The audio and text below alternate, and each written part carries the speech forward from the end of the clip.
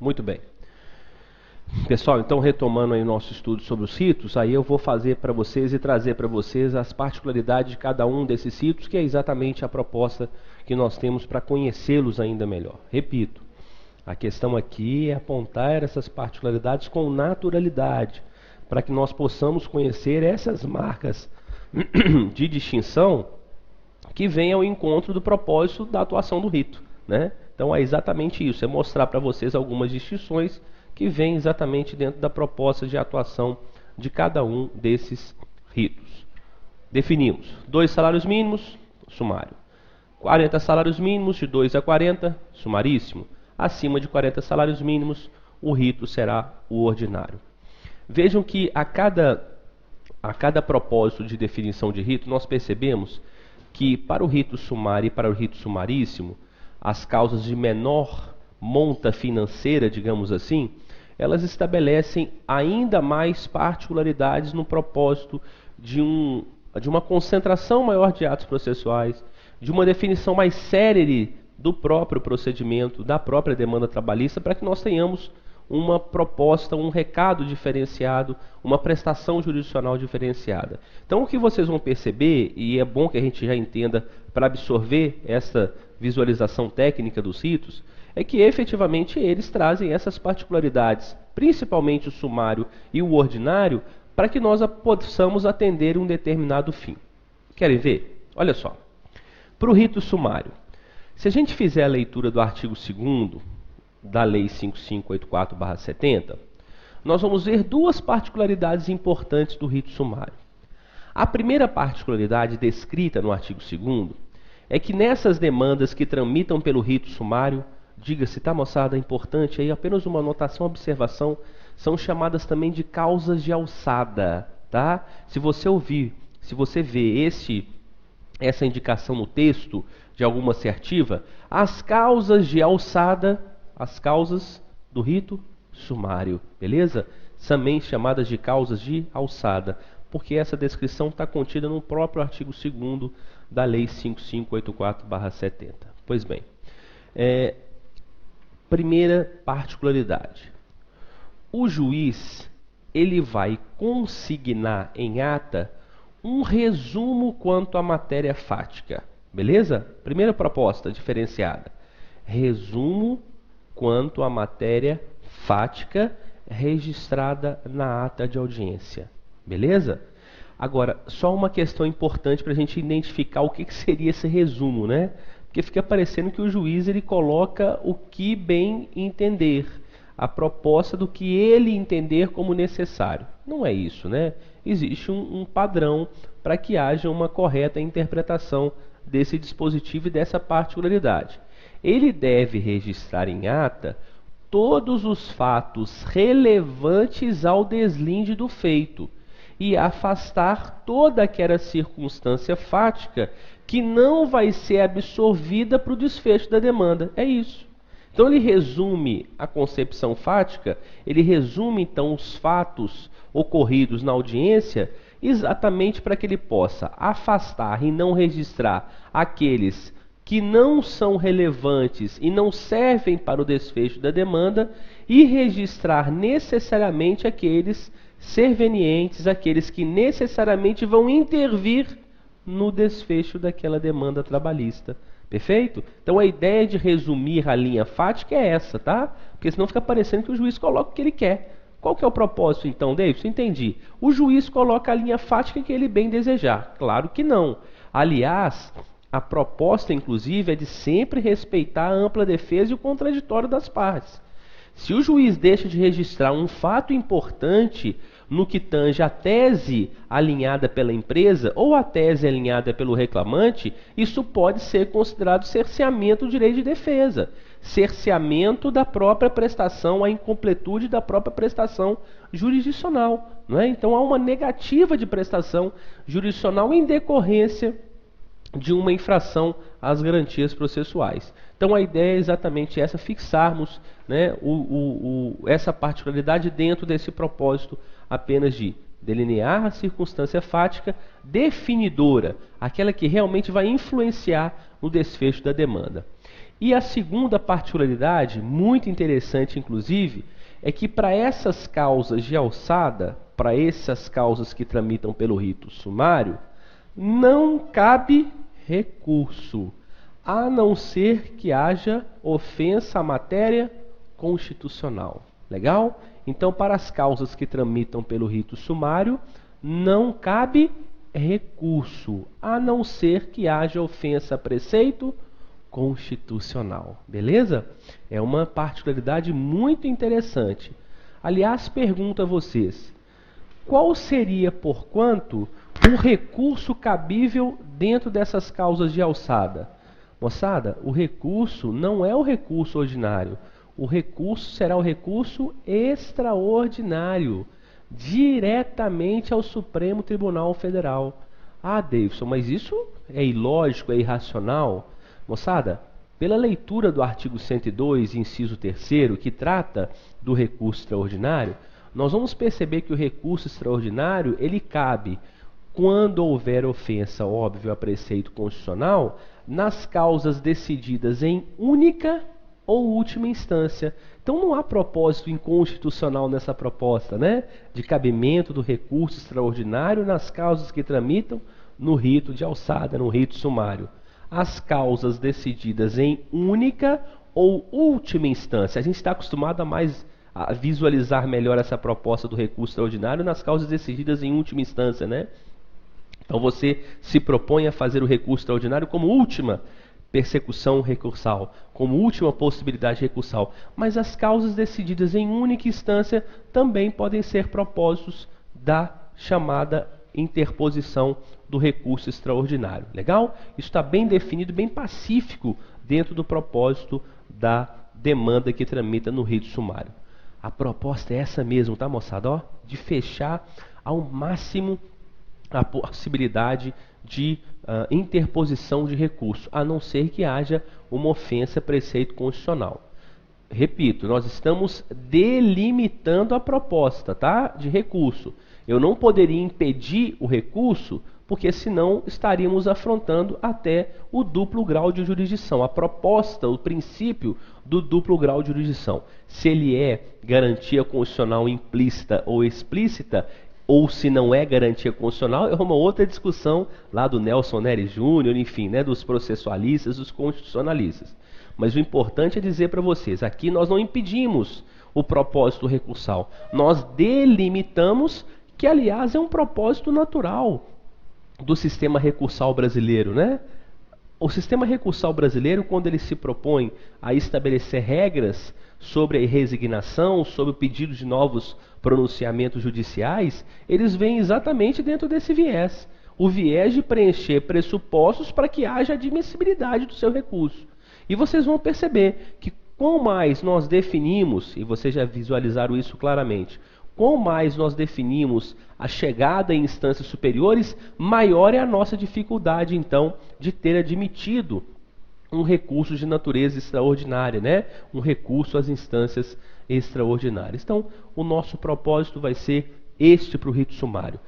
Fazermos o fechamento deste procedimento para que haja uma definição clara, porque a causa tem tamanha simplicidade que eu nunca vi e não visualizei uma causa com tamanha complexidade sendo então processada pelo rito sumário.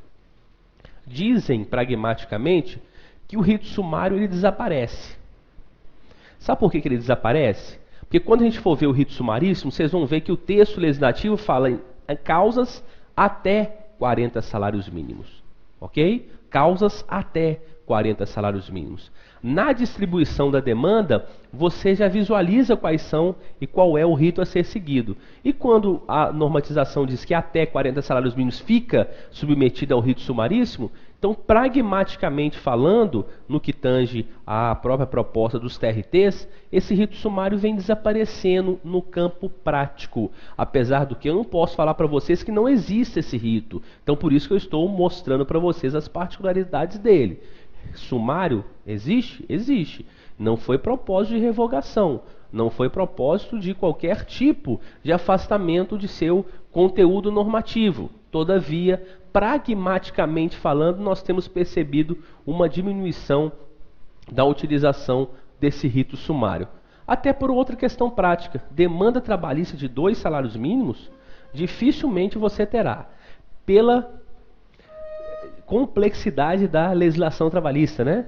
Que normalmente se fala que os pedidos trabalhistas são de A a Z, porque são vários os pedidos trabalhistas, então por isso que dificilmente você vê uma demanda trabalhista hoje sendo processada e julgada pelo rito sumário. Muito bem.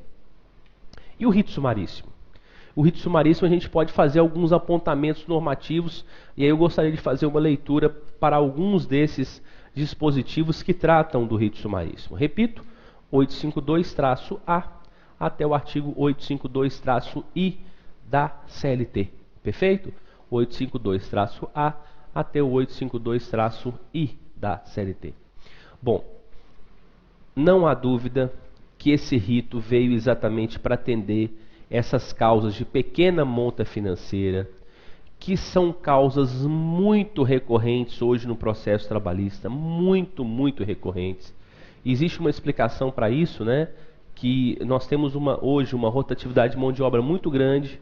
Então antes nós tínhamos empregados com 25 anos, 20 anos de empresa. Hoje dificilmente você consegue visualizar exatamente esse lado pragmático. Então as demandas hoje se concentram muito nesse rito sumaríssimo, até 40 salários mínimos. E o legislador, preocupado com esse mesmo propósito que eu acabei de mostrar para vocês, quis trazer para essas causas de pequena monta financeira e que de certo modo, não necessariamente, também podem traduzir uma simplicidade de fundamentos jurídicos, enfim, de análise jurídica propriamente dita, é que nós trouxemos então esse rito sumaríssimo como, digamos, um rito diferenciado para dar maior celeridade ainda a esse tipo de demanda.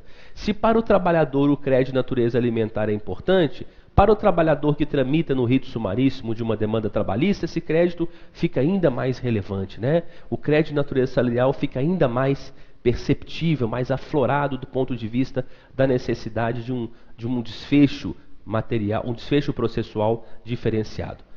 E vocês querem ver quais são essas particularidades? Vamos fazer a leitura de alguns dispositivos, né? Não obstante, a gente vai ter que fazer a leitura em casa de todos aqueles dispositivos que eu apontei para vocês, mas vamos começar com o artigo 852-A da CLT. 852-A. Os dissídios individuais cujo valor não exceda 40 vezes o salário mínimo vigente na data do ajuizamento da reclamação, ficam submetidos ao procedimento sumaríssimo. Você viu que não há uma possibilidade de escolha, né? Não há uma possibilidade de escolha do rito. Eles ficam submetidos ao procedimento sumaríssimo, ok? Escolheu lá até R$ 24.880, a sua demanda vai ficar submetida a todos os contornos procedimentais e rituais do nosso procedimento sumaríssimo. Muito bem. Moçada, esse rito diferenciado, ele tem algumas particularidades importantes para a celeridade. Quer ver? Primeiro, designação de audiência. A designação de audiência tramita naturalmente para o rito sumaríssimo em 15 dias. Olha só, hein? Então, o prazo para se marcar uma audiência trabalhista no rito sumaríssimo é de 15 dias. Então, ele tem o quê? É claro que existem motivos que justificam o afastamento, né, desse prazo. Mas vejam, o que isso significa? Que ele tem privilégio para marcação de audiências trabalhistas. Você já viu em pauta na Justiça do Trabalho? As primeiras demandas são de rito sumaríssimo, né? As primeiras demandas que são registradas na pauta de audiência de uma vara do trabalho são demandas que tramitam pelo rito sumaríssimo, exatamente porque ela já tem em separado na distribuição um espaço vazio para que haja a inserção das causas que tramitam pelo rito sumaríssimo, ok? Então o legislador ele ficou atento a essa perspectiva. Outra perspectiva importante, aí dentro de um sistema recursal. As causas que tramitam pelo rito sumaríssimo têm também privilégio de marcação de pauta de julgamento em segundo grau. Então, se você recorrer de uma sentença cuja causa tramitou pelo rito sumaríssimo, ela terá também privilégio de pauta de julgamento.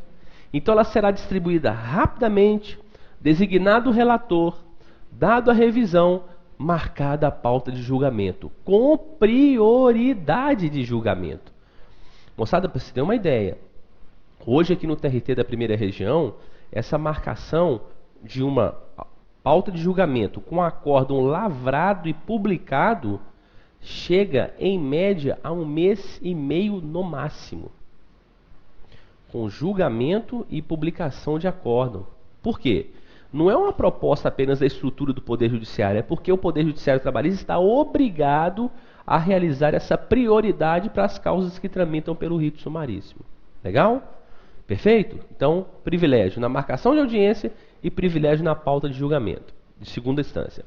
Um outro privilégio importante, que digamos assim é uma delimitação importante, que eu vou falar um pouco mais à frente, mas já vou indicar para vocês como particularidade, é a questão de recursos, da admissibilidade de recurso.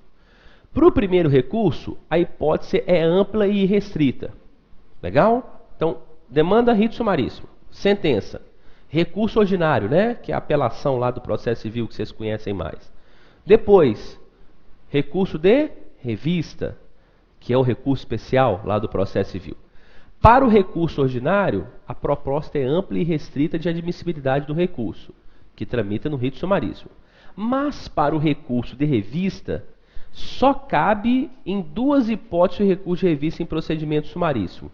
Artigo 896, parágrafo 6º. Artigo 896, parágrafo 6º.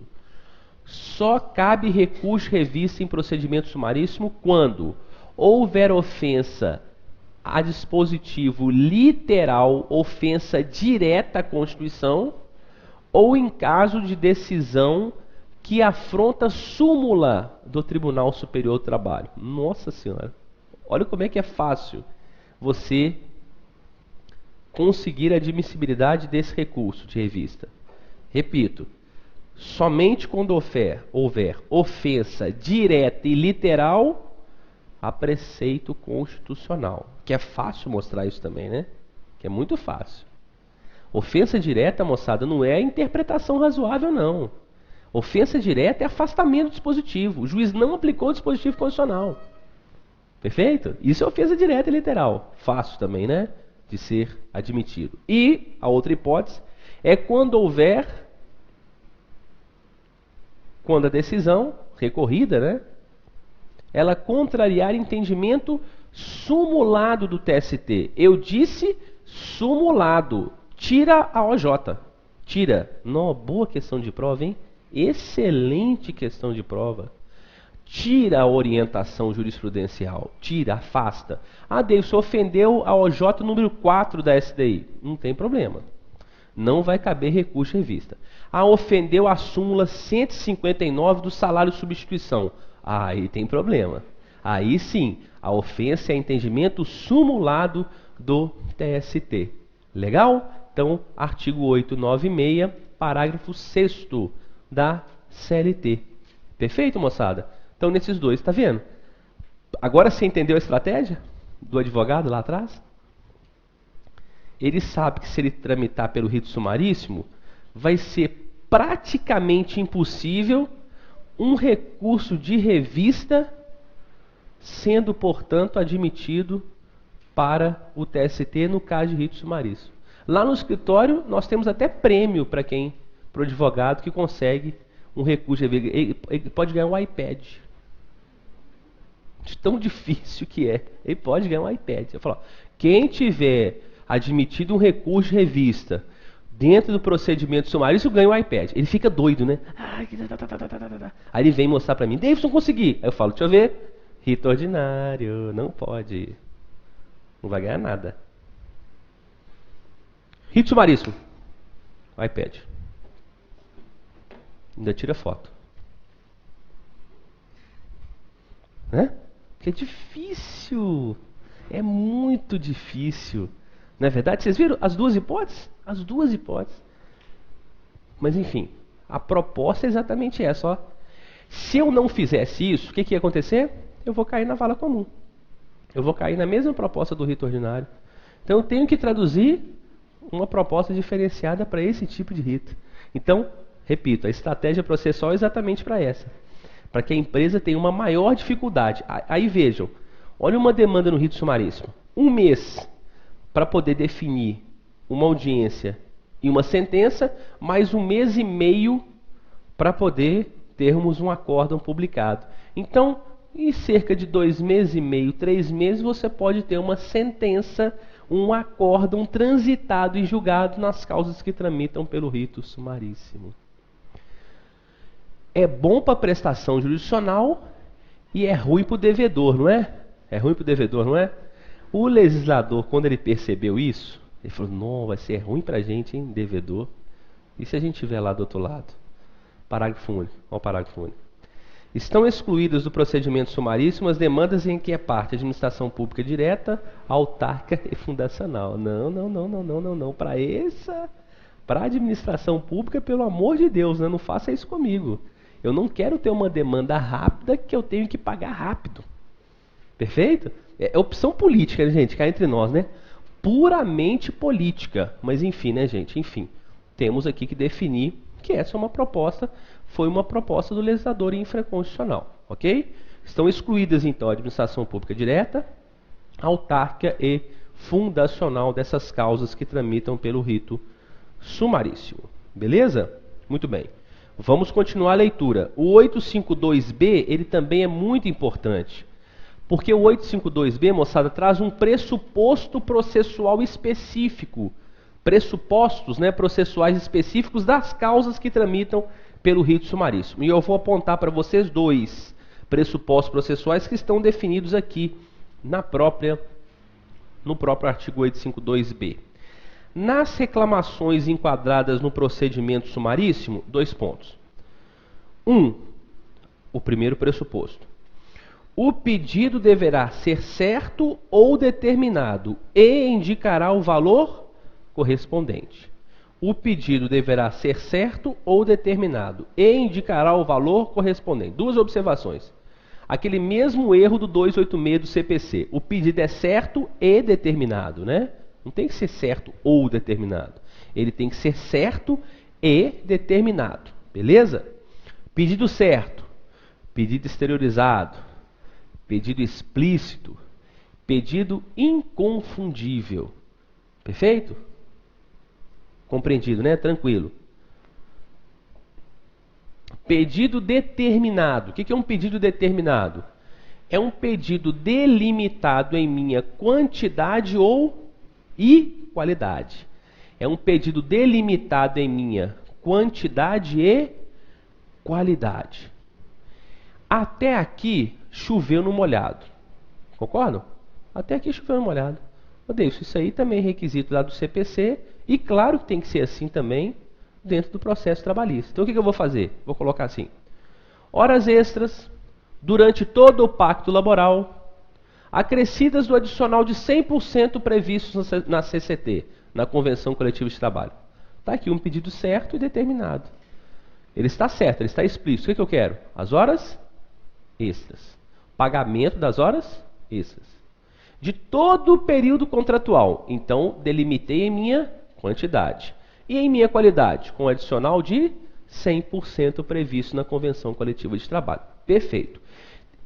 Essas características são próprias de qualquer pedido na demanda trabalhista. Aí vem a especificidade do rito. E do rito sumaríssimo. E indicará o valor correspondente. Ou seja, eu vou ter que indicar o quantum de beato. Eu vou ter que, particularmente, eu vou ter que saber qual é o valor daquela parcela que será objeto de condenação. Então, dentro daquele mesmo exemplo, horas extras durante todo o pacto laboral, vírgula, com o acréscimo de 100% do adicional previsto na convenção coletiva. 3 pontinhos, 3 pontinhos, 3 pontinhos, 3 pontinhos, 3 pontinhos, R$5.000. Aqui eu tenho um pedido certo, determinado e líquido. Quando você estiver tramitando por esse rito, você não pode esquecer desse pressuposto, porque ele está querendo dizer exatamente isso para você. Você está no rito sumaríssimo? Então, atente-se a um pressuposto específico. O seu pedido tem que ser certo, determinado e líquido. O seu pedido tem que ser certo, determinado e líquido. Perfeito? Uma particularidade, então, do nosso procedimento sumaríssimo. Vou repetir para vocês aquilo que eu falei também quando a gente estava definindo o valor dado à causa. Se você definiu esse valor, não quer significar que esse valor está vinculado ao cálculo de liquidação posterior, tá? Que é um pouco diferente lá dos juizados especiais. Repito, se você disse que o valor da sua parcela vale R$5.000, porque foi a definição de valor que você entendeu por bem arbitrar. Isso significa, Davis, que R$5.000 vai ser o que eu vou ganhar lá na frente, na liquidação do julgado? Não. Pode ser menos, pode ser mais. Porque a fase preparatória é a fase específica lá nos cálculos de liquidação. Depois, então, da sentença transitada e julgado ou de uma execução tida como provisória. Legal? Então, por isso, nós vamos ficar bem tranquilos com relação a isso. O valor que você está colocando lá não é um valor que está delimitando o seu objeto de condenação. É um valor que você arbitrou dentro de uma perspectiva, então, coerente de cálculo, para que você possa atingir um pressuposto e definir o rito. Porque eu defini o rito, é sumaríssimo. E definir, então, um pressuposto, que é a exigência legal. Beleza? E o outro pressuposto também específico é o do inciso 2º. Vejam que não se fará citação por edital, incumbindo ao autor a correta indicação do nome e endereço do reclamado. Então, nas causas que tramitam pelo rito sumaríssimo, nessas causas, não se fará citação por edital. Perfeito? Não é compatível a citação por edital. Ok, moçada? Eu não posso, então, ter a citação por edital dentro da perspectiva da incompatibilidade do rito sumaríssimo para esse tipo de tramitação processual. Porque nós sabemos por quê, né, gente? A citação por edital prolonga a prestação jurisdicional, não é isso? O término da prestação jurisdicional. Então, se ela prolonga o término da prestação jurisdicional, eu não atingiria o objetivo central, que é a celeridade. Como disse, não é que o sujeito não pode ajuizar a demanda, ele só não pode utilizar o rito sumaríssimo. O que ele vai ter que fazer? Distribuir a demanda pelo rito ordinário, não é isso? Ele vai ter que distribuir a sua demanda, então, pelo rito ordinário, ok? Não se fará citação por edital dentro das causas que tramitam pelo rito sumaríssimo. Beleza? Muito bem. Continuando a leitura do dispositivo, o 852C também é importante para a gente. As demandas sujeitas a rito sumaríssimo serão instruídas e julgadas em audiência única, sob a direção de juiz presidente ou substituto, que poderá ser convocado para atuar. Essa é uma proposta que eu queria explicar para vocês, que a gente vai falar um pouco mais na próxima aula sobre a audiência trabalhista, mas eu que já queria explicar para vocês.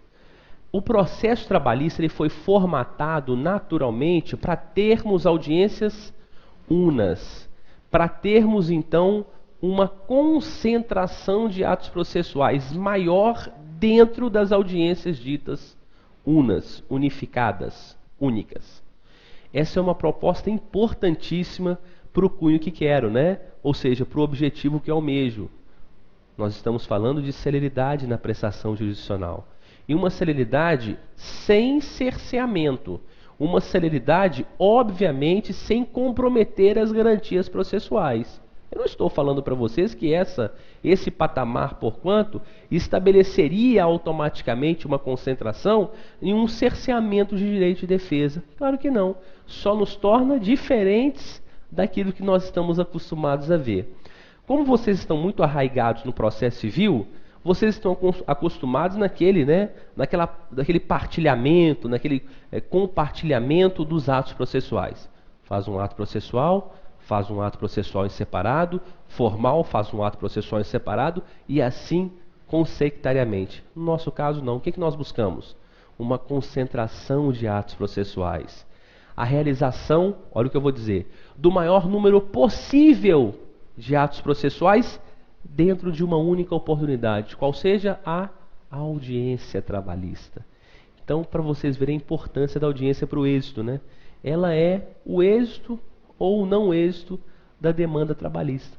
Tudo acontece durante a audiência trabalhista. É claro que eu não estou falando para vocês de perícia, de inspeção judicial. Eu estou falando dos atos processuais que podem ser realizados na forma oral. Lembra que eu falei para vocês que um dos princípios trabalhistas específicos e tão importantes era o princípio da oralidade, que não é um princípio tão afeto assim ao processo civil? Era em 39, não é mais agora no nosso CPC, no novo CPC, né?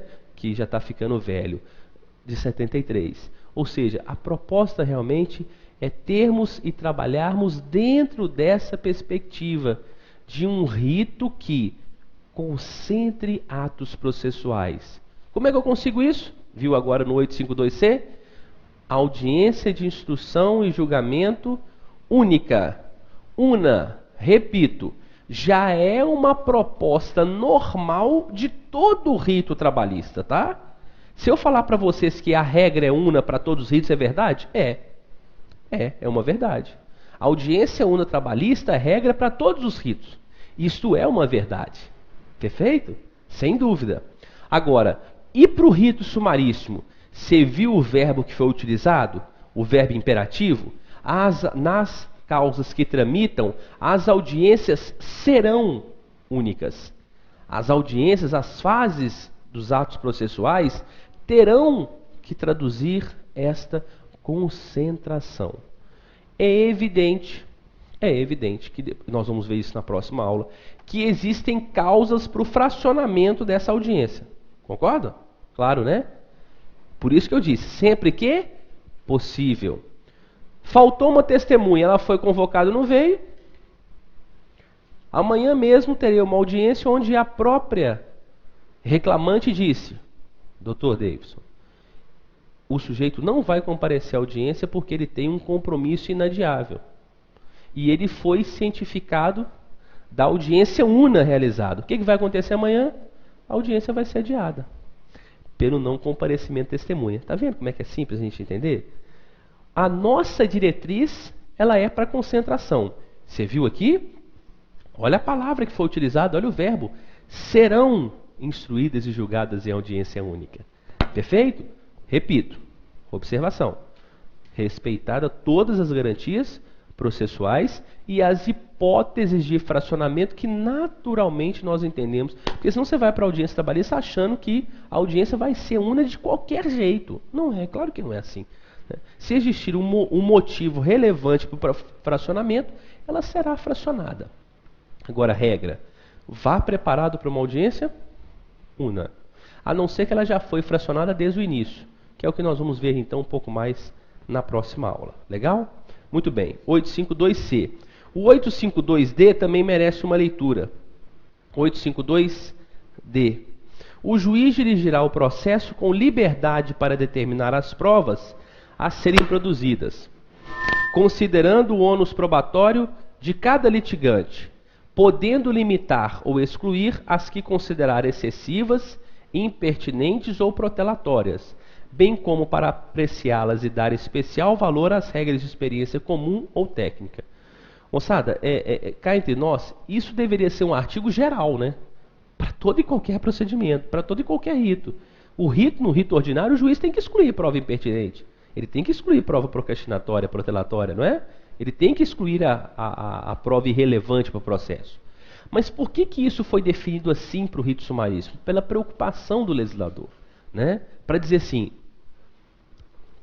magistrado que conduz o processo, preste muita atenção em não permitir que provas protelatórias possam então definir ou serem definidas como diretrizes probatórias nesse rito. Por quê? Porque o rito ele tem o viés de ser concentrado e ele se preocupa em ser concentrado. Então, por isso que ele tem que ter mais cuidado ainda em afastar esse tipo de produção de provas. Agora, a primeira parte nós temos que ter muito cuidado, né? O juiz dirigirá com ampla liberdade. Aí fica parecendo o juiz Hércules, né? Ele pode tudo, ele faz tudo e a parte não importa. Não, claro que não. A liberdade que ali lhe impõe é a liberdade no momento de conduzir dentro das garantias processuais descritas na Constituição, em respeito absoluto a essas garantias processuais. Então ele dirige com uma liberdade assistida a essas garantias processuais. Só essa delimitação que é importante compreendermos também. Mas se vier essa assertiva, claro, né? Vocês já estão percebendo que há uma necessidade no rito sumaríssimo de se preocupar ainda mais com essas garantias processuais e também com esse padrão de celeridade. Repito, celeridade não é sinal de cerceamento. Celeridade pode ser, sim, objeto de cerceamento. Assim como a formalidade também é objeto de cerceamento. Lá também não acontece? Acontece. Aqui também não acontece? Acontece. Então, o respeito às garantias independe de ser formal ou oral o nosso procedimento. Beleza? 852 é... Nos primeiros dias de aula também eu falei para vocês, nosso primeiro encontro, princípio da conciliação é marca do processo trabalhista. E se tratarmos de rito sumaríssimo? Ainda mais, né? Cá entre nós, né? Se já é princípio geral, imaginem vocês para o rito sumaríssimo. 852 é: aberta a sessão, o juiz esclarecerá as partes presentes sobre as vantagens da conciliação e usará os meios adequados de persuasão para a solução conciliatória do litígio, em qualquer fase da audiência. Então guardem essa especificidade, né? Para o rito sumaríssimo, a conciliação é uma demarcação positiva e atuante em qualquer fase da audiência. Perfeito? Então, olha, para o rito sumaríssimo, especificamente, a conciliação é uma demarcação ainda mais oportuna. Por quê? Porque pela leitura do dispositivo, ela pode ser enfatizada em qualquer fase da audiência, né? Então, em qualquer fase da audiência, o juiz ele pode incentivar, utilizando os meios módicos de persuasão, a realização da conciliação trabalhista. Para se ter, então, uma ideia dessa particularidade da conciliação dentro do nosso rito sumaríssimo. Legal? Então guardem essa perspectiva, porque é uma perspectiva positiva e também que pode ser cobrada de vocês. Agora eu queria pular para o 852H, porque para os demais artigos a especificidade é apenas informativa, né? Tão somente. Mas por que eu queria falar do 852H? Porque o 852H fala de produção de prova. Prova no rito sumaríssimo. Então eu tenho que delimitar, né? Porque aqui inúmeras são as particularidades. Vejam, 852H.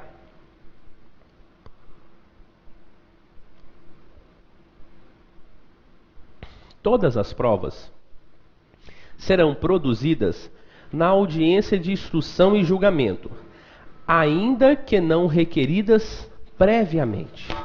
Só para vocês entenderem como é que funciona então essa particularidade do rito.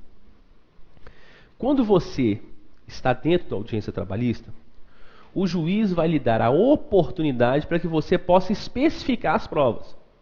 Então você, obviamente, as provas que tenham para a realização na audiência, as provas que possam ser realizadas na forma oral, né? Mas ele vai solicitar que a parte venha especificar as provas. Ah, Davidson, seria, porquanto a necessidade de especificar ou de requerer a perícia nessa oportunidade? Sim. Então, quando se abre a audiência, as partes vão especificar as provas que elas vão produzir na própria audiência. Você viu? Ainda que não requeridas previamente. Mesmo que você não tenha falado na inicial, mesmo que você não tenha falado na defesa, pouco importa. O requerimento de prova se faz na própria audiência. Moçada, tranquilo. Porque como a audiência é concentrada, ele vai indeferir a prova naquela oportunidade. Se for uma prova que não pode ser feita pela via oral, pela forma oral, o que ele vai fazer? Fracionar essa audiência, né? Ela foi marcada como una, mas tem que fazer perícia. Fraciona a audiência. Perfeito? Garantia processual plena. Parágrafo 1º. Vai tratar de documentos apresentados na audiência. Sobre os documentos apresentados por uma das partes, manifestar-se-á imediatamente a parte contrária, sem interrupção da audiência, salvo absoluta impossibilidade a critério do juiz. Repetindo, hein? Ó, é por isso que a gente tem que raciocinar para não ficar só decorando artigo. Olha como é que o raciocínio é convergente. Eu falei para vocês que nós temos que trabalhar na audiência unificada, audiência única, audiência una. Se você permitir que a parte venha a estabelecer uma vista de documentos fora da audiência, você estabelece dissenso à proposta da nossa audiência unificada. Agora, você viu que ao mesmo tempo que você vai ter que se manifestar na própria audiência, existe também um propósito de garantismo, salvo absoluta impossibilidade a critério do juiz. Mais uma vez, qual critério é o juiz que vai utilizar? As garantias processuais. Se ele perceber que a vista daqueles documentos na própria audiência prejudica a ampla defesa, ele tem que adiar a audiência. Posso dar um exemplo? Posso dar um exemplo? Vamos supor que você é advogado do reclamante e você ajuizou uma ação contra uma grande empresa. E a ação ela tem uma complexidade documental, não uma complexidade de matéria, mas uma complexidade documental. Trata-se aí de 10 anos de prestação de serviço. Vem a empresa, causa tramita no rito sumaríssimo, vem com uma defesa deste tamanho, com contestação e mais ou menos isso aqui de documentos, né? Aí vem o estagiário, né? Tadinho, trazendo o escraviário, quer dizer, o estagiário. Aí. Todos nós já fomos escraviários, quer dizer, estagiários, né? Pá! Colocou na mesa. Isso aqui, ó, só isso aqui, de documentos e defesa. O que o juiz tem que fazer? Fracionar a audiência, viu?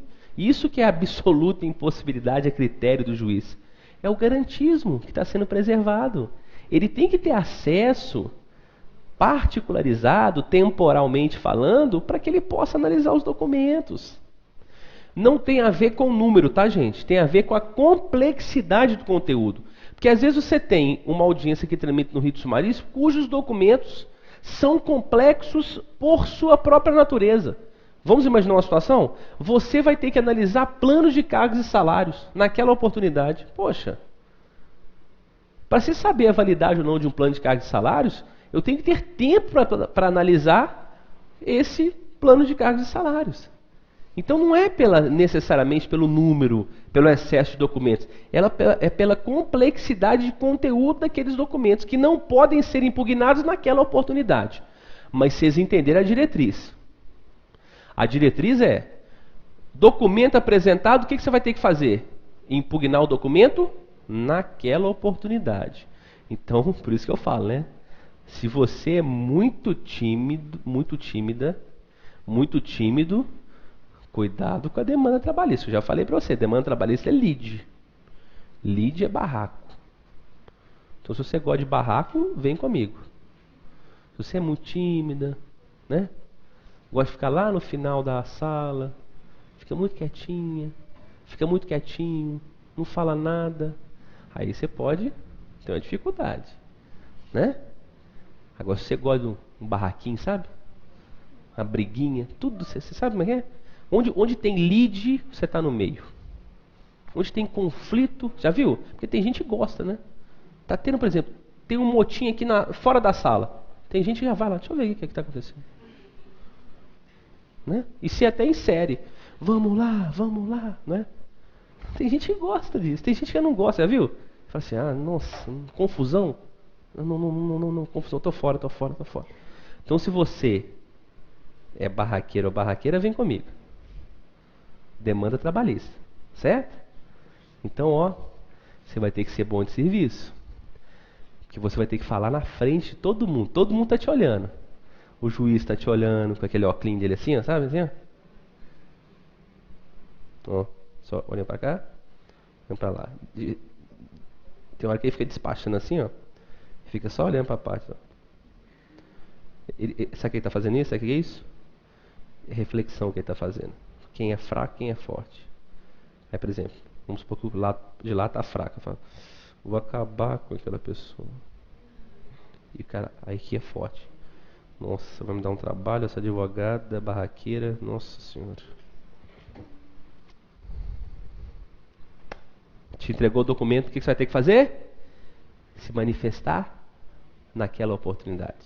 Você vai ter que falar na frente de todo mundo. Todo mundo vai estar te olhando. O professor Deus vai estar lá, te olhando.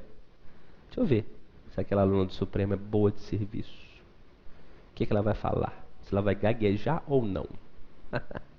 Ali você já vê várias. O que pode e o que não pode acontecer.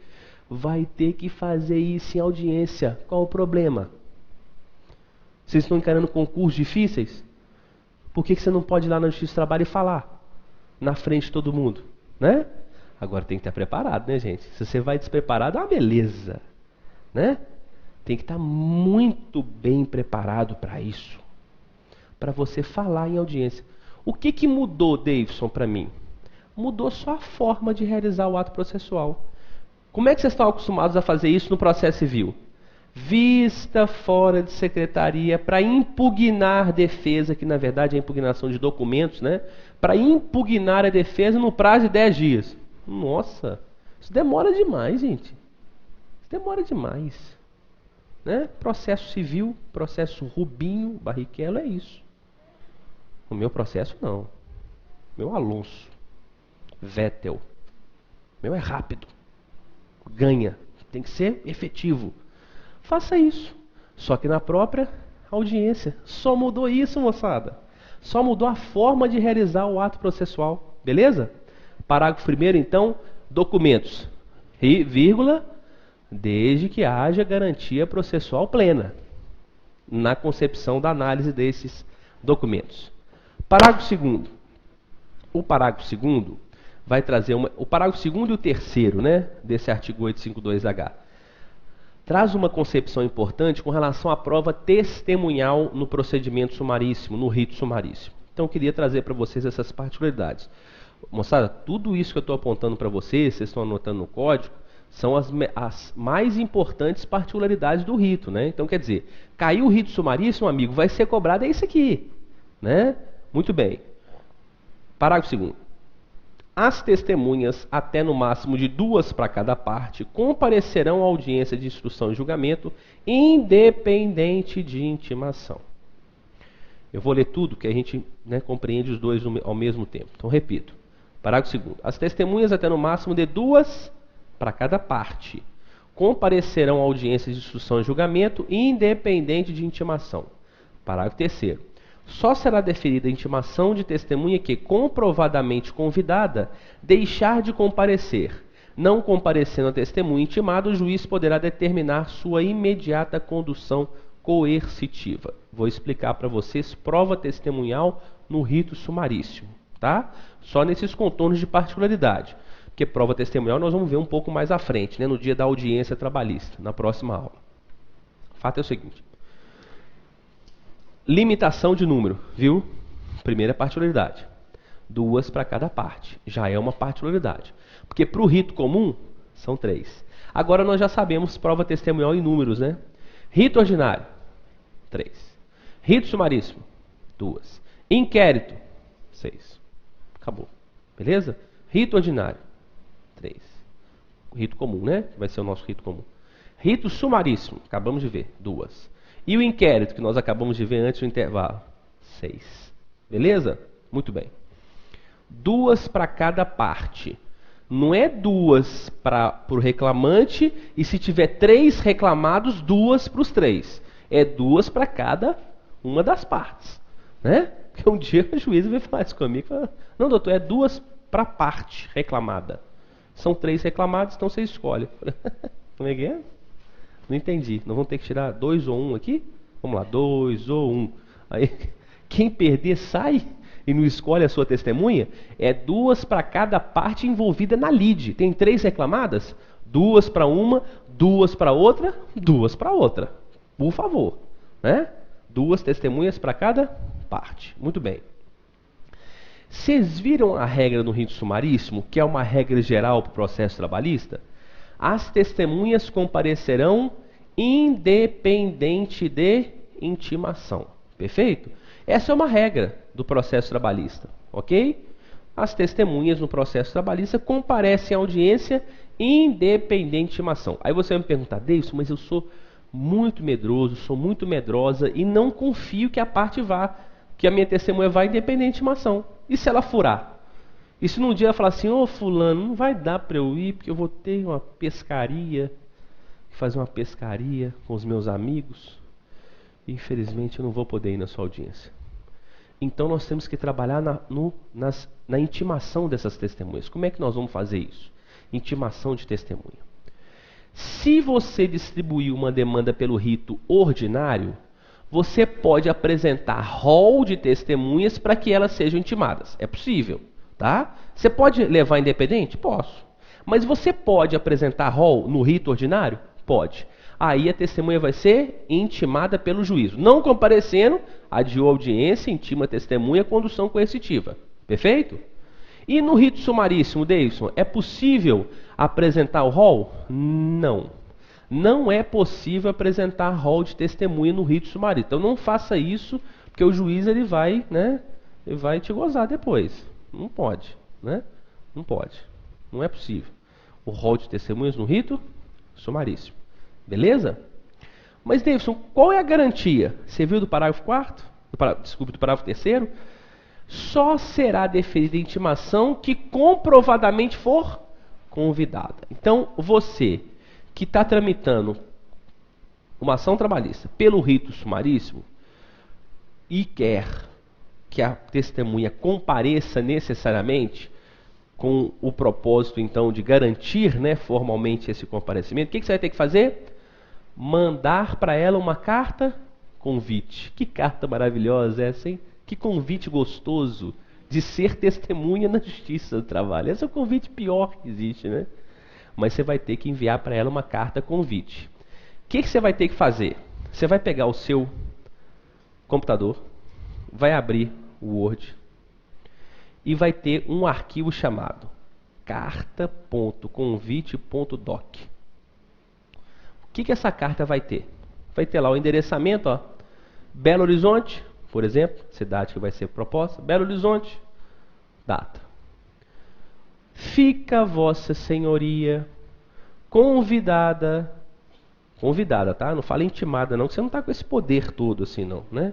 Fica Vossa Senhoria convidada a comparecer à audiência do dia tal, às tantas horas, na 30ª Vara do Trabalho de Belo Horizonte, para exercer o encargo testemunhal na demanda em que litigam fulano e ciclano. Ponto.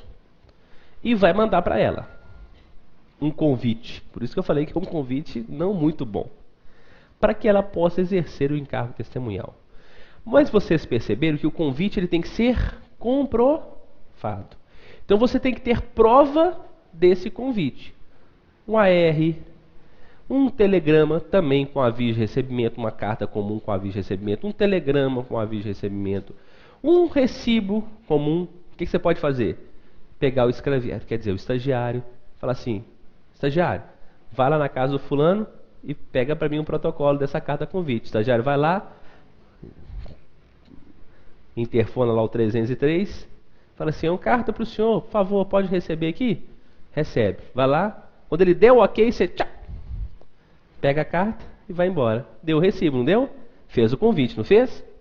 Se essa testemunha faltar, é que ela vai ser intimada pelo juízo. Legal? Se essa testemunha, então, for faltosa, é que ela será, então, intimada pelo juízo trabalhista. Beleza, moçada? Só assim, portanto, que será ofertada, então, a testemunha, que será intimada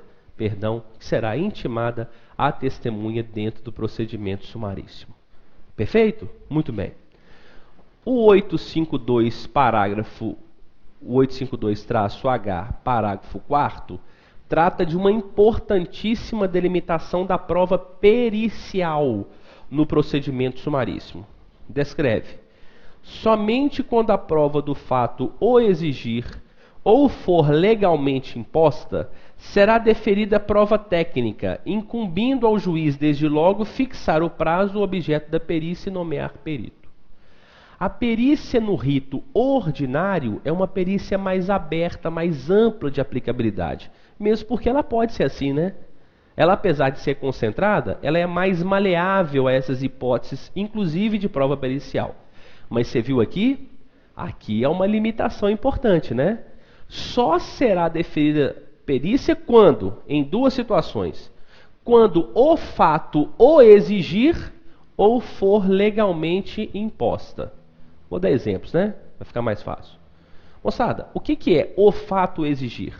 Ou seja, somente através da prova técnica pericial é que eu posso admitir a veracidade ou não daquele fato narrado. Não é isso? Quando o fato o exige, é porque somente a prova pericial pode ser capaz de demonstrar a veracidade ou não daquele ato, daquele fato específico. Aí assim eu tenho que necessariamente deferir a prova pericial. Um exemplo concreto. Chega o reclamante e fala assim, o advogado reclamante: Excelência, essa assinatura aqui no TRCT, no termo de rescisão de contrato de trabalho, não é minha. Ele falsificou, esse safado do reclamado. Espera aí. Aqui, se admitir a veracidade ou não, só depende da prova pericial. Não dá para fazer prova testemunhal, dá? Não dá. Aqui, ó, essa assinatura dele, veio para mim. Não dá.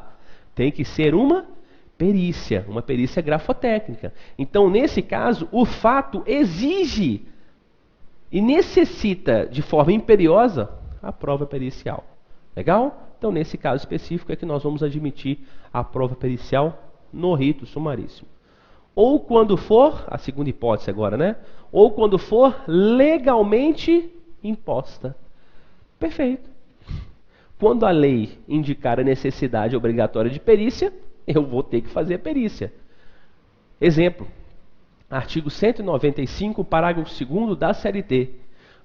195, parágrafo 2º, CLT. Quando houver pedido de adicional de insalubridade ou periculosidade, a perícia é obrigatória. Quando houver pedido de adicional de insalubridade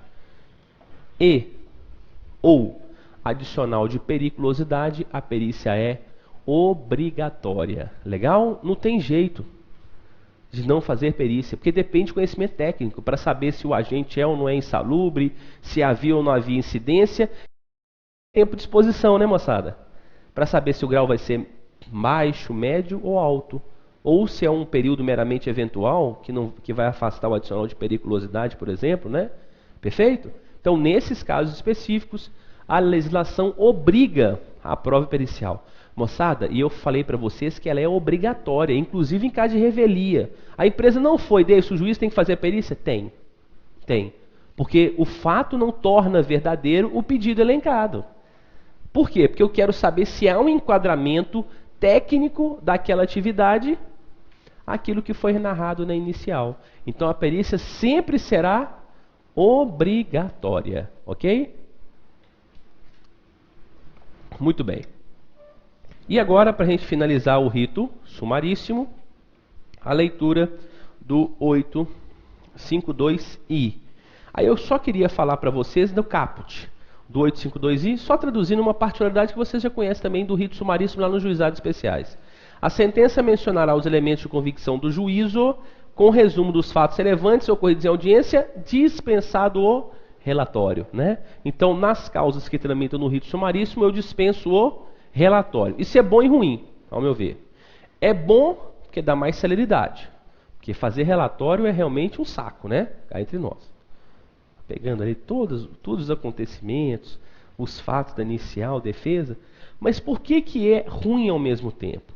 Porque é exatamente na proposta do relatório é que nós começamos a conhecer melhor o processo, né? É que o juízo tem um contato melhor com os argumentos da inicial, com os argumentos da defesa, com o depoimento pessoal da parte, com a prova pericial, com a prova testemunhal, com os esclarecimentos do perito, ou seja, com todo o processo de cognição, com toda essa produção de provas que vai servir para tecer o seu livre convencimento.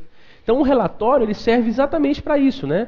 Olha, tem um fato importante, tem um documento aqui importantíssimo, que está dentro desse bojo probatório, mas em separado. E aí, o juiz não vai analisar esse documento?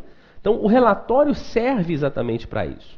Mas enfim, eu vou partir do pressuposto que ele vai analisar todos os argumentos das partes, as provas que forem produzidas e fundamentar as razões de seu convencimento. Beleza? Tranquilo, né? Então não há dúvida sobre essa importância então das particularidades do rito sumaríssimo. Davidson, e o rito ordinário? Moçada, o rito ordinário é o rito comum. É um rito então que não apresenta tamanhas particularidades. Agora, eu queria traduzir para vocês, para mostrar essa convergência, digamos assim, normativa, né, com relação ao rito ordinário, é destacar o artigo 849 da CLT. Artigo 849 da CLT, vejam. A audiência de julgamento será contínua, una, viu? Viu como é que é convergente? Toda audiência no rito, independente do rito, é uma audiência una. A não ser que ela seja fracionada por algum outro motivo. Mas a regra é audiência una trabalhista, vírgula, mas se não for possível, olha como é que ela é mais maleável, né? Você viu? Lá no rito sumaríssimo no 852C, eu falei para vocês, audiências serão, né? As demandas serão instruídas e julgadas. Aqui não, ó. Mas se não for possível concluí-la por motivo de força maior, o juiz presidente marcará a sua continuação para a primeira desimpedida. Ou seja, o que é motivo de força maior? Nossa, motivo de força maior pode ser vários motivos. O juiz está com fome. Força maior. Ué. Tem juiz que começa a ficar com fome e fala assim, ó, doutor, estou com fome, vou passar mal se eu não comer alguma coisa. Vamos suspender a audiência. Pode, é possível. A audiência está marcada para 3 horas. 8 horas da noite ela começa. E a juíza fazendo audiência desde 9 horas. O que você acha que vai ser a sua audiência? Vai ser boa? É péssima. O que o juiz pode fazer? Fraciona a audiência por motivo de força maior. Agora que vocês vão entender, vocês estão entendendo, por que nas pautas de audiência sempre as últimas são do rito ordinário? Exatamente para isso. Porque no rito sumaríssimo não é possível. No rito sumaríssimo, a determinação é que elas sejam instruídas e julgadas. Mas no rito ordinário, a proposta é mais maleável com relação a essa audiência unificada. Apesar de ser a nossa regra geral. Sem dúvida nenhuma, né? Apesar de ser a nossa regra geral. Então, o procedimento ordinário é um procedimento comum. Um procedimento que não tem demarcações diferenciadas. E aí, a partir de então, nós vamos começar a ver exatamente esses atos processuais cabíveis em todas as demandas. E eu vou continuar a relembrar vocês. Vamos estudar agora esses primeiros 2 atos processuais, né? Começar a falar um pouco desses 2 atos processuais. E aí, dentro dessa definição desses atos processuais, é que nós vamos começar a falar, gente, mas no rito sumaríssimo tem isso, mas no rito ordinário não tem. No rito ordinário tem isso, no rito sumaríssimo não tem. Perfeito? Então agora com o nosso conhecimento e o nosso estudo sobre os atos processuais em espécie, é que nós vamos ainda mais ratificar o entendimento dos ritos trabalhistas também. Ok? Por falar nisso, eu separei aqui no quadro para vocês 2 atos processuais de suma importância para as partes dentro da demanda trabalhista. E cá entre nós, são as 2 principais peças ou principais manifestações nos autos das partes envolvidas na demanda, né? Vamos ser honestos aqui.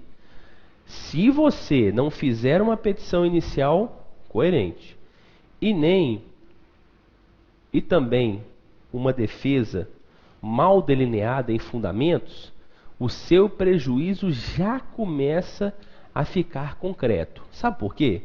Porque todos os demais atos processuais dependem daquilo que você formatar na peça exordial, na peça inicial e na defesa trabalhista. Os seus argumentos estão concentrados exatamente nessas 2 peças. E todos os argumentos posteriores e desdobramentos de argumentos dependem daquilo que você disser. Não é verdade? Tanto é verdade lá no recurso, que é um desdobramento, que não é possível inovar em razões recursais. Não é verdade? Por que não é possível? Porque aquilo já deveria estar concentrado ou na peça de ingresso, ou na peça defensiva, ou na defesa trabalhista. Por isso que é tão importante falarmos nesses dois principais atos processuais. Vamos começar então falando sobre a petição inicial trabalhista, né? A petição inicial trabalhista. Bom, estamos aqui e conhecemos e sabemos fazer uma petição inicial. O que é a proposta e o papel do professor? É mostrar para vocês essas particularidades. É mostrar para vocês, em paralelo, quais são os requisitos da peça de ingresso no artigo que trata da CLT e esses mesmos requisitos, fazendo a comparação para apontar as particularidades, no artigo 282 da CLT. Legal? Então vamos falar um pouco sobre, 282 do CPC. Vamos falar um pouco sobre essa petição inicial trabalhista e fazendo já esse paralelo, ok? A petição é relevante no sentido de instaurar, então, de provocar o juízo para que ele possa prestar a tutela jurisdicional. E vamos fazer o seguinte, vamos entender essa circunstância dentro de requisitos. Para isso, nós vamos fazer a leitura do disposto no artigo 840 da CLT. Vamos lá, artigo 840 da CLT.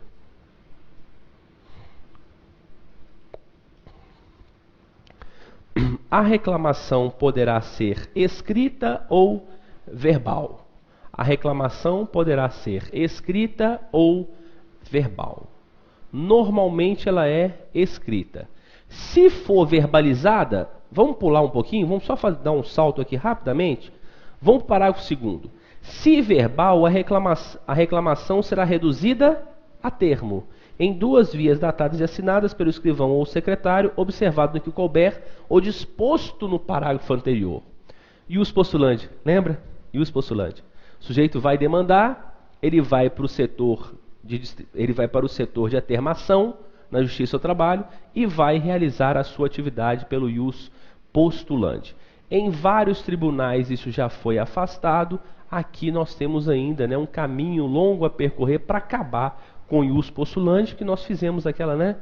Nas aulas passadas nós fizemos um paralelo de pontos positivos e pontos negativos, então, do chamado ius postulante. Perfeito? Muito bem.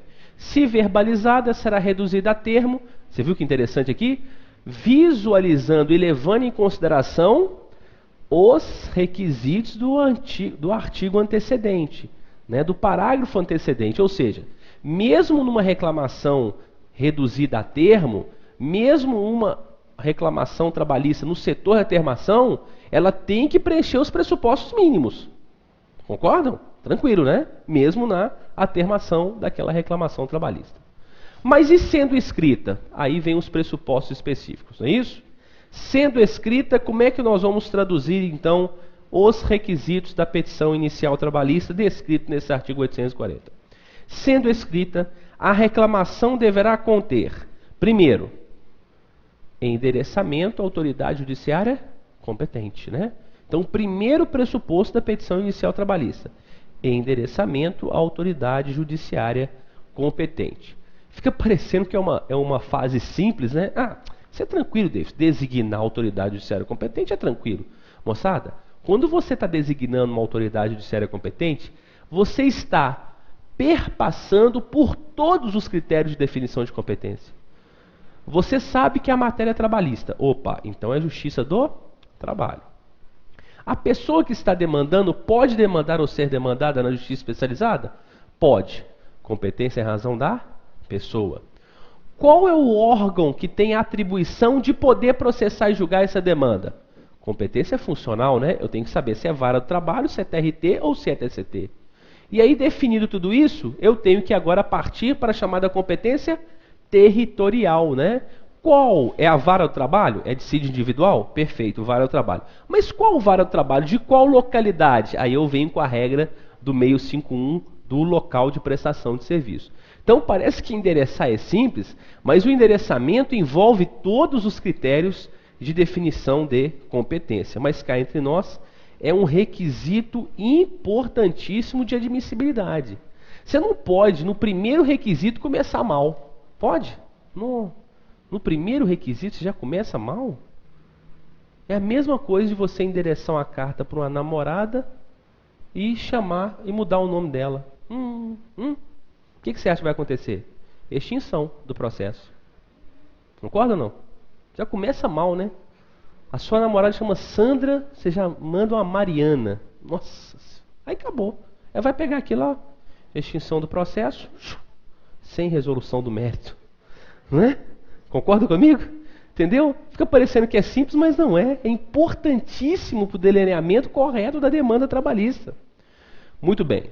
Depois que você endereçou a autoridade judiciária competente, você vai ter que qualificar as partes envolvidas. A qualificação do reclamante e do reclamado, não é isso? Então você qualifica reclamante, qualifica reclamado. Aí a definição do CPC é melhor. Porque no CPC, no 282, nós temos lá, né, o nome completo, a nacionalidade, a profissão, o estado civil. E o endereço faz parte, por óbvio, para intimações e para citação do reclamado, né?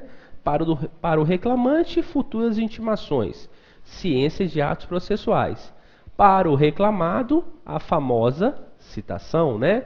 O chamamento ao ato, a participação daquela relação jurídica processual, né? Então você chama para que ele possa fazer parte daquela relação jurídica processual. Ato importantíssimo de validade, de constituição válida e regular do próprio processo, né? Dependedora de todos os atos processuais consectários. Perfeito. Qualifiquei reclamante e qualifiquei reclamado.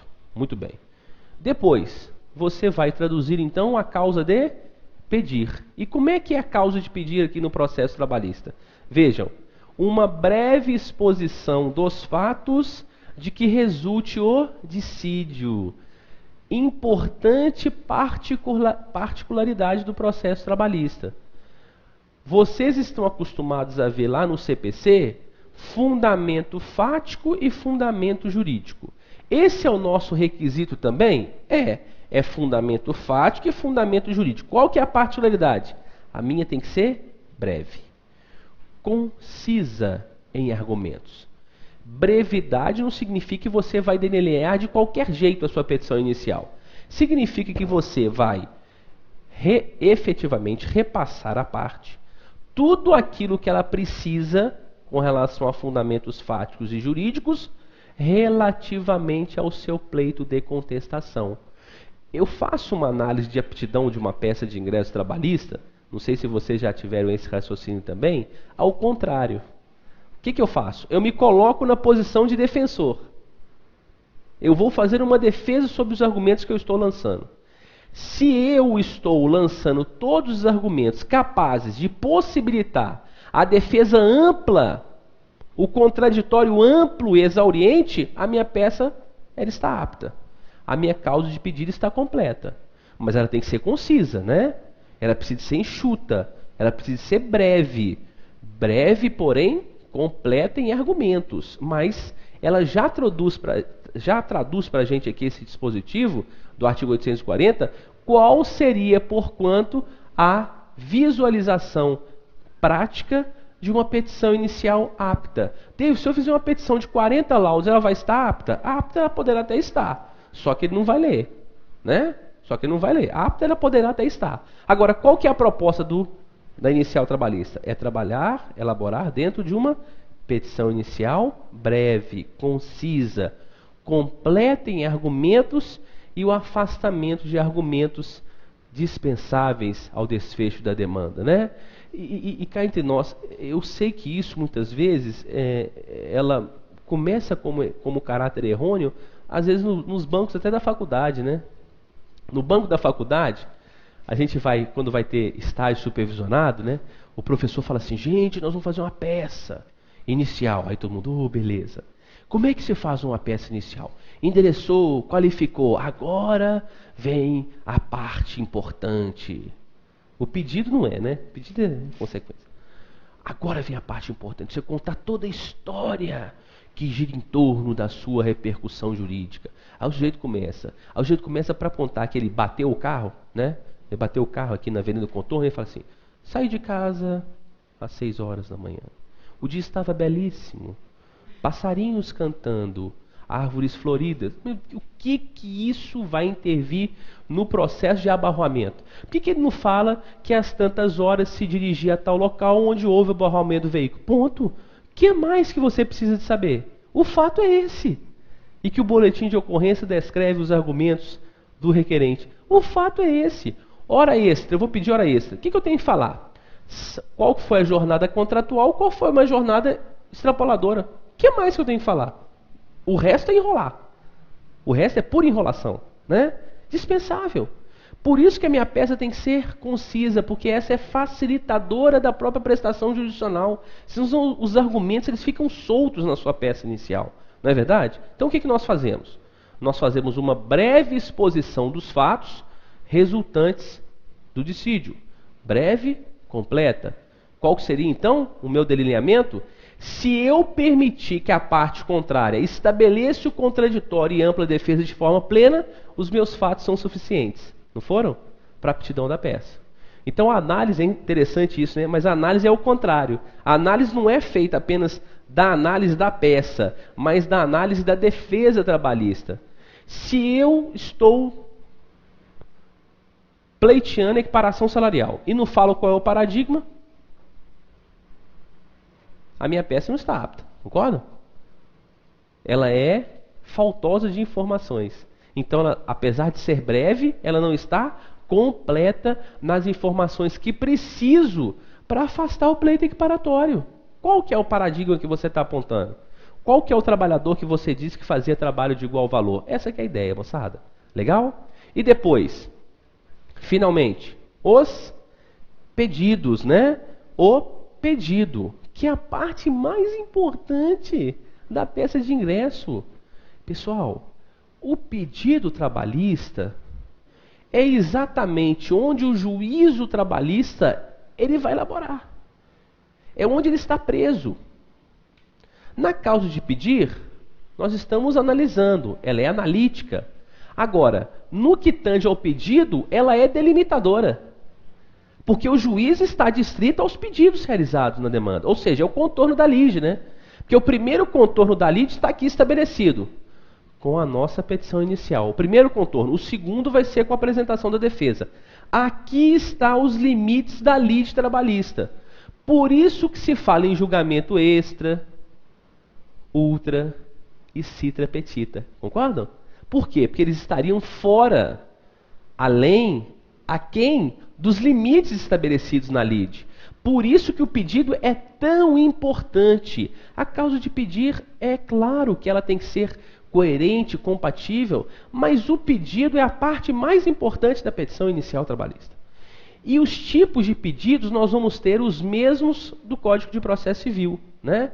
Então, eu posso fazer um pedido alternativo no processo trabalhista? Claro. No 288 do CPC? Claro. Eu posso fazer um pedido sucessivo no processo trabalhista? Do 289 do CPC? Perfeitamente. Eu posso fazer um pedido cominatório, obrigação de fazer e não fazer? 287 do CPC? Perfeitamente. É claro que os pedidos trabalhistas, em sua maioria, são pedidos ligados à obrigação de pagar, né? A obrigação de dar. Ou seja, a obrigação trabalhista ela necessariamente tem essa conotação pecuniária. Não obstante, sabemos que tem obrigações de fazer, anotar CTPS, entregar guias de seguro-desemprego, entregar guias CRCT, todas as obrigações de fazer. Mas em sua maioria, realmente, os pedidos trabalhistas se traduzem em obrigação de dar, né? De pagar. E efetivamente essas serão bem também absorvidas pela petição inicial trabalhista. Então, muita atenção no que tange ao pedido inicial trabalhista, para que nós possamos realmente convergir a aptidão da minha peça. A minha preocupação vai ser essa, lançar os argumentos para depois estabelecer quais seriam as aptidões da minha peça trabalhista, né? Se ela estaria apta realmente a instaurar o procedimento. Eu falei para vocês que nós estamos fazendo comparações. Uma particularidade eu já expus, breve exposição dos fatos. Mas eu tenho outras particularidades também da petição inicial trabalhista. Legal? Bom, outra particularidade. Vocês perceberam que no artigo 840 não se fala em pedido de citação do réu. Não tem. Lá no CPC você tem a necessidade de se fazer o pedido de citação do réu. Por que o pedido de citação do réu é prescindível para o processo trabalhista? Porque a citação do réu é ato ordinatório do diretor de secretaria. Artigo 841 da CLT. Artigo 841 da CLT. Repito, a citação do réu é ato ordinatório do diretor de secretaria. Então, você não vai ter aquele despacho saneador no processo trabalhista. Cite-se como requerido. Você não vai ver isso no processo trabalhista. Por quê? Porque o ato de citação, lembram-se que eu falei para vocês que a citação é chamada erroneamente na CLT de notificação? Leia-se, citação. É ato ordinatório do diretor de secretaria. Recebida e protocolada a reclamação, o escrivão ou secretário, dentro de 48 horas, remeterá a segunda via da petição ou do termo ao reclamado, notificando-o, leia-se, citando-o, ao mesmo tempo para comparecer à audiência de julgamento, que será a primeira desimpedida depois de 5 dias. 841 da CLT. Perfeito? Artigo 841 da CLT. Outra particularidade. Terceira particularidade. Terceira particularidade. Requerimento de provas. Requerimento de produção de provas.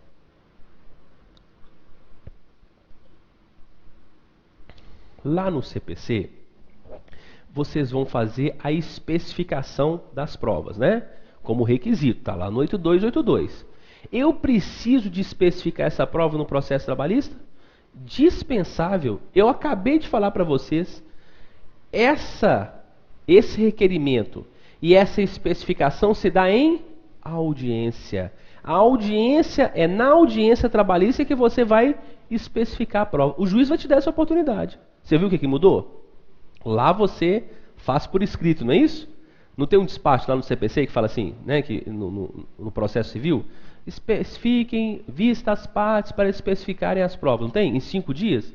Nós fazemos isso, só que na forma oral, dentro da audiência. O juiz vai te falar assim, doutora, quais as provas que a senhora quer produzir? Você vai dizer, excelência, eu quero produzir prova testemunhal e eu quero ouvir depoimento pessoal. Obviamente, se houver uma prova feita que não a prova oral, você também deverá fazê-lo na própria audiência.